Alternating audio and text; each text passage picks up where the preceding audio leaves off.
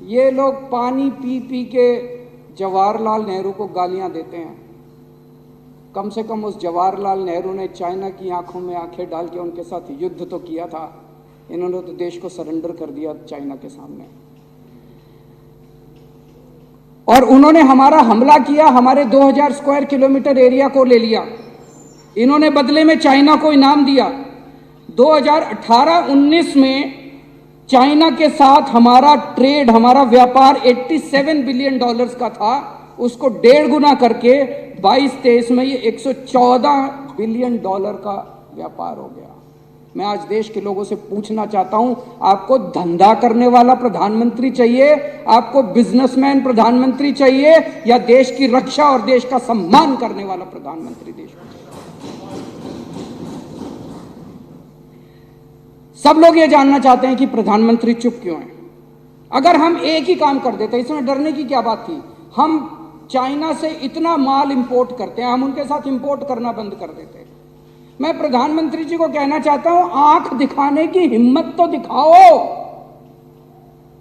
हाथ में हाथ डाल के मंदिर में घूमने से इश्क होता है, कूटनीति नहीं होती, डिप्लोमेसी नहीं होती। डिप्लोमेसी करने के लिए तो आपको आंखें दिखानी पड़ती है। जब चाइना पिछले 9 साल से चाइना हमें आंख दिखा रहा है, जब देखो चाइना हमें आंख दिखा रहा है, प्रधानमंत्री जी चुप हैं, प्रधानमंत्री जी के मुंह बंद है, प्रधानमंत्री जी के मुंह से चाइना शब्द नहीं निकलता इस प्रधानमंत्री के मुंह से।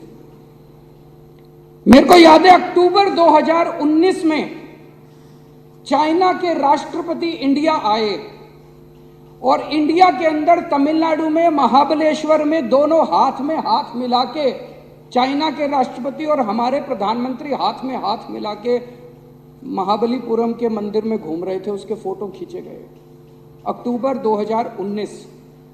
और 15 जून 2020 को चाइना की फौजों ने गलवान घाटी पे हमारे ऊपर हमला करके हमारे 20 सैनिकों को मौत के घाट पहुंचा दिया। 2000 स्क्वायर किलोमीटर का एरिया कब्जा कर लिया। 2000 स्क्वायर किलोमीटर मतलब दिल्ली 1400 स्क्वायर किलोमीटर है। दिल्ली से 1.5 गुना इलाका चाइना के फोर्सेस ने कब्जा कर लिया हमारा। प्रधानमंत्री जी चुप रहे, उन्होंने कुछ नहीं बोला। अफवाहें लेके कई लोगों का दावा है, अफवाहें हैं कि 2000 स्क्वायर किलोमीटर जो इन्होंने हमारा कब्जा किया है, अंडर हैंड डीलिंग करके कोई चुपके से डील हुई है और शायद इन्होंने ये उनको दे दिया है, उनसे संधि। अध्यक्ष महोदय, सबसे शर्मनाक बयान अभी फरवरी के महीने में हमारे भारत के विदेश मंत्री एस जयशंकर का आया। उन्होंने कहा they are the bigger economy, China हमसे बड़ी इकोनॉमी है। What I am going to do, मैं क्या करूं? हद है यार, हमारे देश का विदेश मंत्री कहता मैं क्या करूं? As a smaller economy I am going to pick up a fight with the bigger economy. It is not a question of being reactionary, it's a question of common sense. ये हमारे देश के विदेश मंत्री कह रहे हैं। इसके ऊपर बहुत सारे रिटायर्ड आर्मी के अफसरों ने लिखा। एक मेजर जनरल शैल झा हैं, उन्होंने ट्वीट किया, mister Jaishankar should know that it's not India but China which is picking up the fight. Economy or no economy, if we bow down to a bully, we are abandoning our self-respect. Is it acceptable? What a shame. It's cowardice. अभी थोड़े दिन पहले मेरे को याद है जंतर मंतर के ऊपर हमारी महिला पहलवान जंतर मंतर के ऊपर बैठी थी। उनके आरोप थे कि उनके साथ कुश्ती फेडरेशन के प्रेसिडेंट ब्रजभूषण सिंह ने उनके साथ छेड़खानी किया और उनके साथ गलत हरकतें की है। यही महिला पहलवान जब मेडल जीत के आई थी ओलंपिक के अंदर, तो प्रधानमंत्री जी सबसे पहले फोटो खिंचवाने पहुंच गए थे और वो वीडियो भी देखा मैंने जिसमें उन्होंने महिला पहलवानों को कहा, बेटा तुम मेरी बेटियों के समान हो, कल को कोई दिक्कत हो मेरे पास आ जाना। जब उन महिला पहलवानों ने कहा कि हमारे साथ पिताजी, हमारे साथ गड़बड़ हो गई, हमारे साथ बदसलूकी हो गई, तो प्रधानमंत्री जी चुप हो गए। प्रधानमंत्री जी ने चुप्पी साध ली।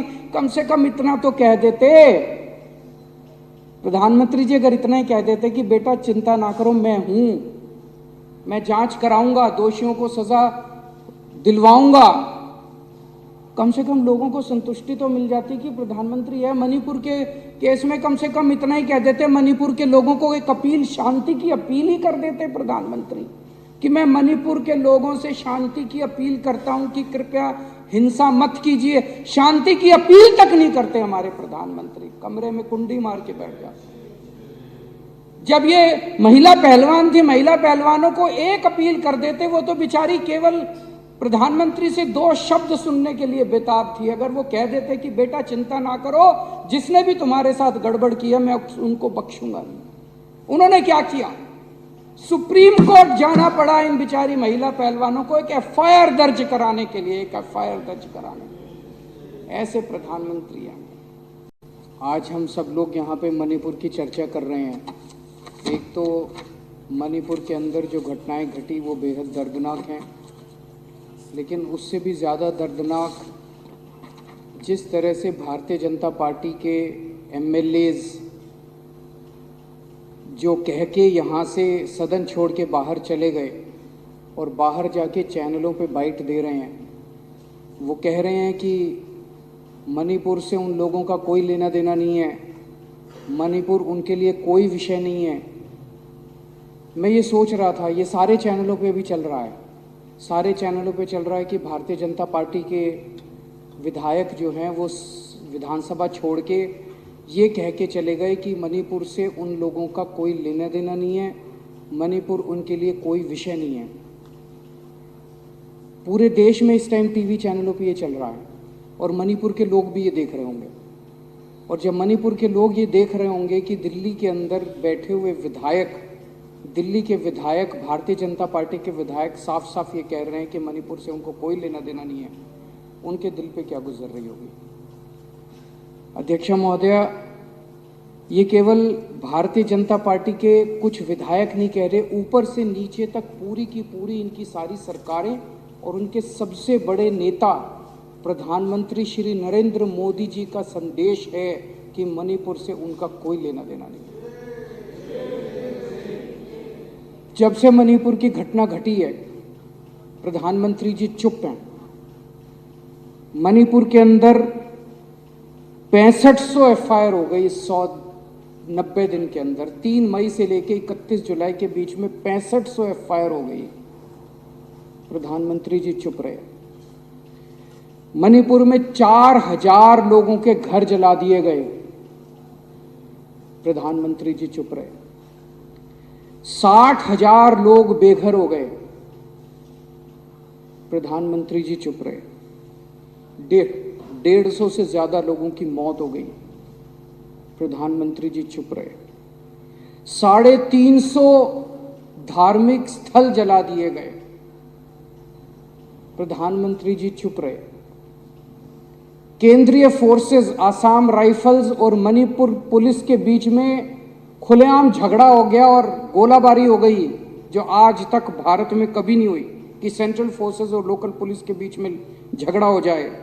पूरी दुनिया के अंदर भारत की थू थू हो रही है। यूरोपियन पार्लियामेंट के अंदर इस पे चर्चा हुई, अमेरिका के अंदर इस पे चर्चा हुई, वहां के नेताओं ने इसकी थू थू की, लेकिन भारत के प्रधानमंत्री चुप रहे, कुछ नहीं बोले।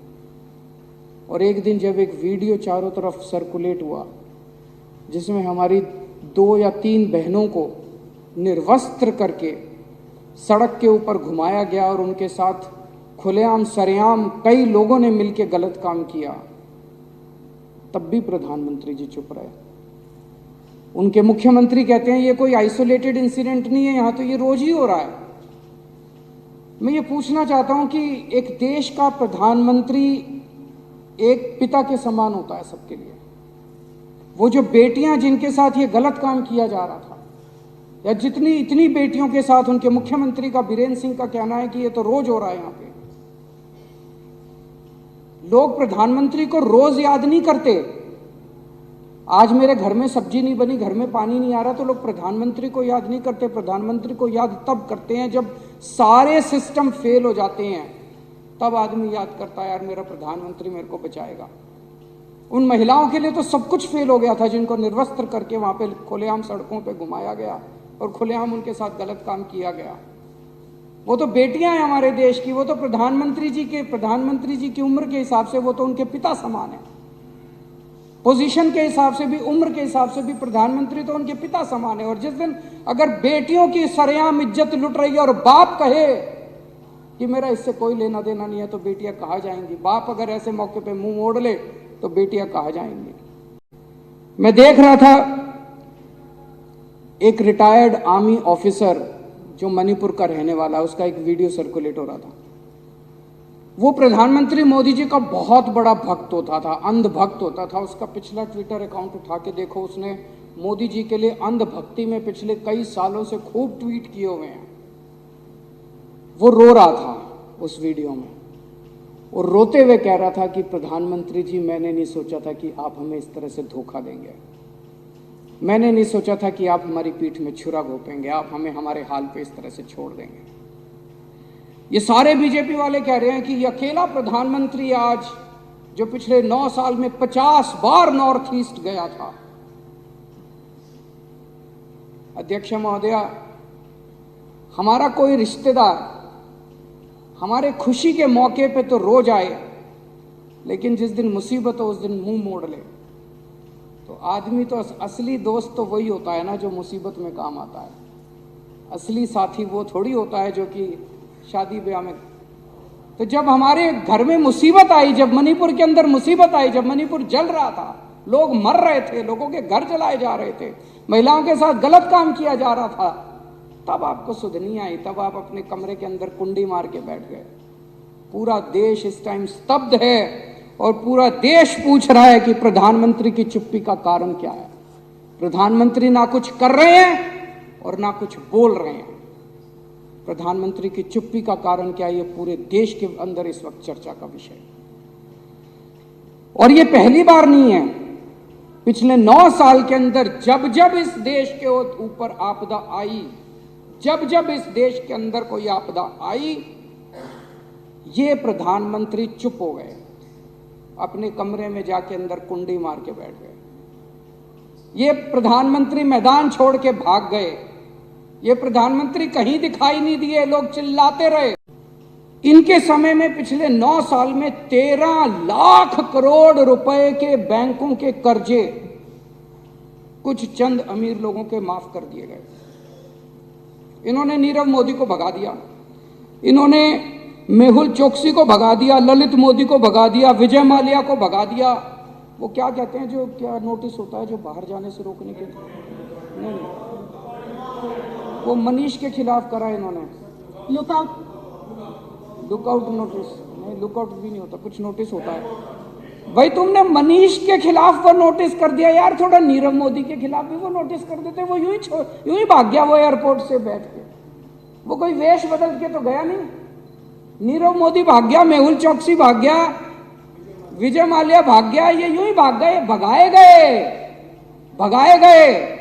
देश जानना चाहता है प्रधानमंत्री जी आपका इनसे क्या रिश्ता है, क्या डील है आपकी इनसे। ऐसे ही थोड़ी भाग गए सारे के सारे।